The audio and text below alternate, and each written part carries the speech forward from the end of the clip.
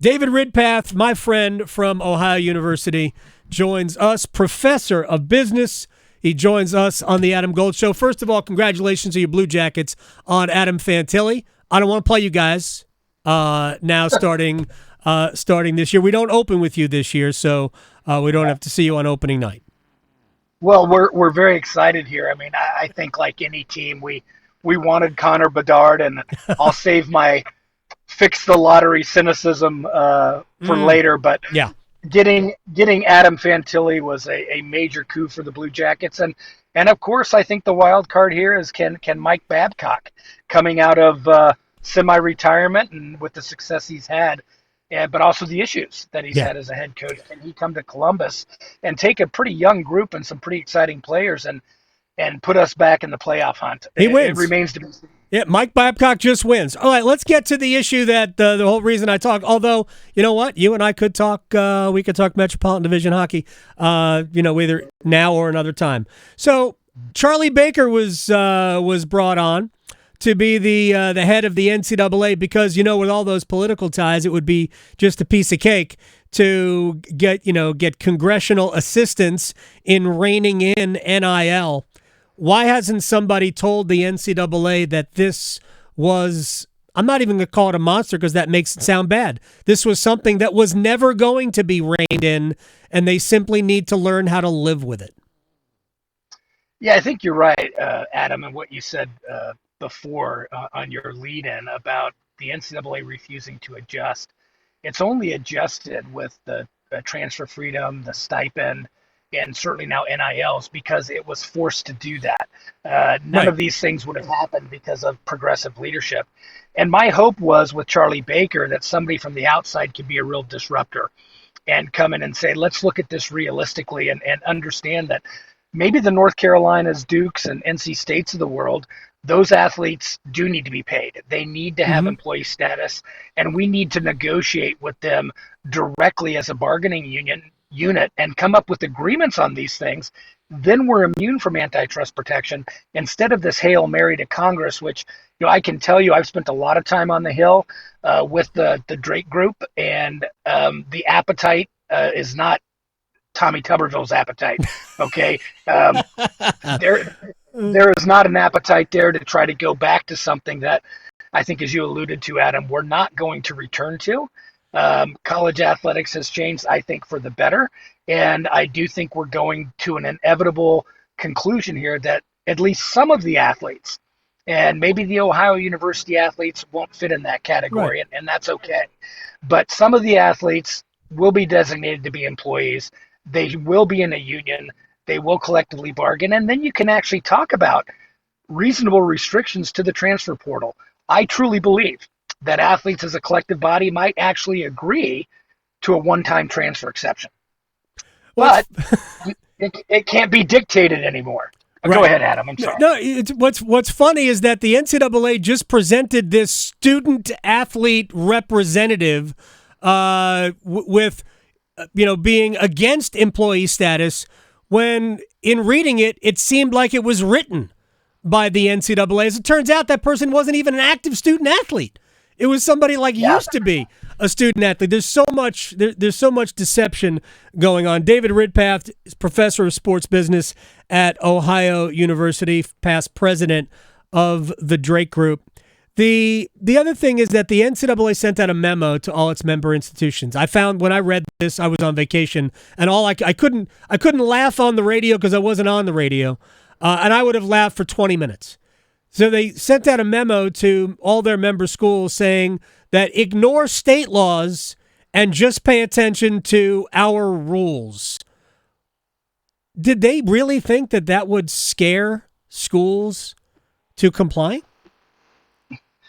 Yeah, I'm laughing too because, and believe me, when I saw it, I was laughing because the NCAA's had zero luck at doing this over the years in virtually every case, and no school is going to, certainly in North Carolina, for instance, using your state, no school is going to say, well, hey, we got to follow NCAA rules when another state is going to be like, we're going to follow our state law. Right. And the trump card that the NCAA thinks they have, they'll never use because they had the chance with California when the NIL bill first passed the California Assembly, the NCAA said, you're going to do it our way or we're going to kick you out. Mm-hmm. And the California school said, bring it on.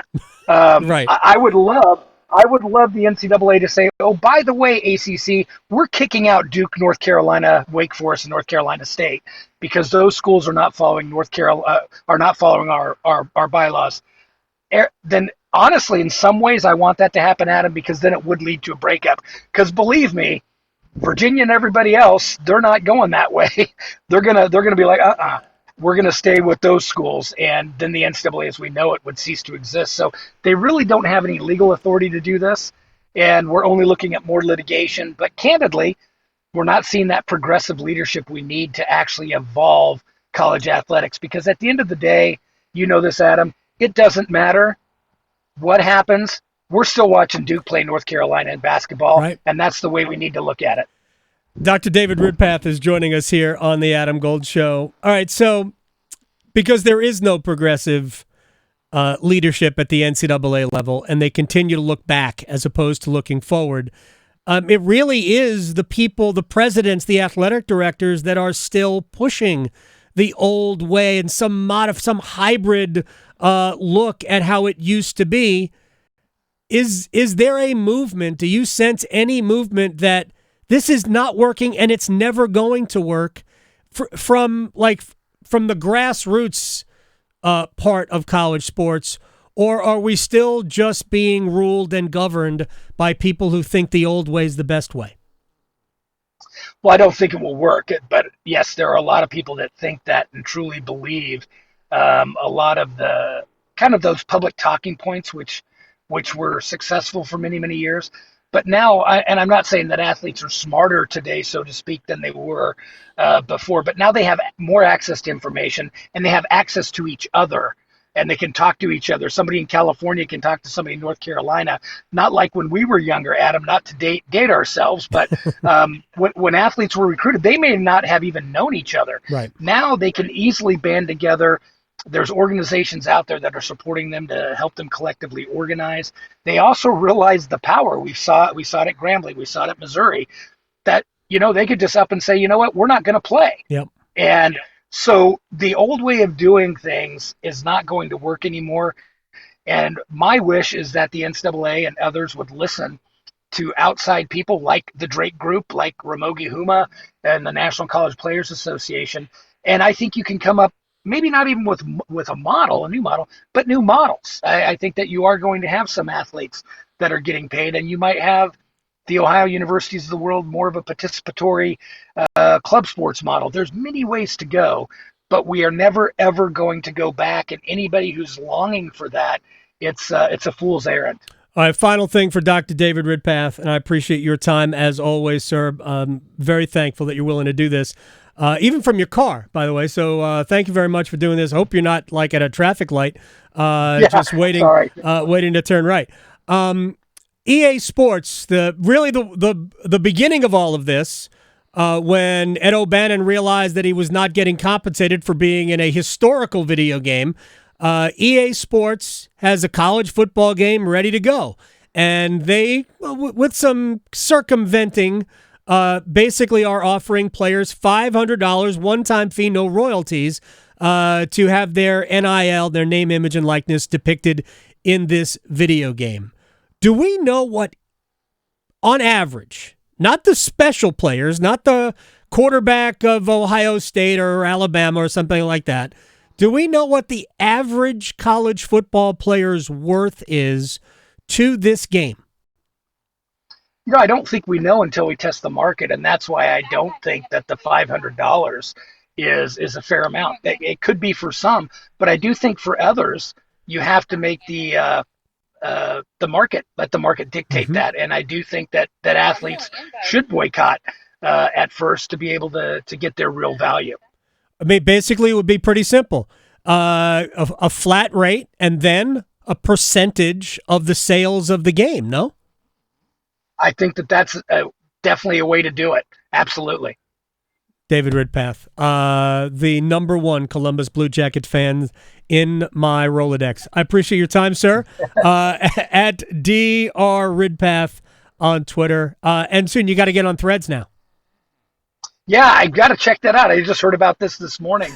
I just got back from Europe, so I'm out of touch, but I think I want to try Threads. Absolutely. Oh, yeah, we'll. I don't even know what it's called. Can we DM each other on Threads? Thank you very much. Appreciate it. Sure will. Alrighty. Bye-bye. You got it. Dr. David Ridpath.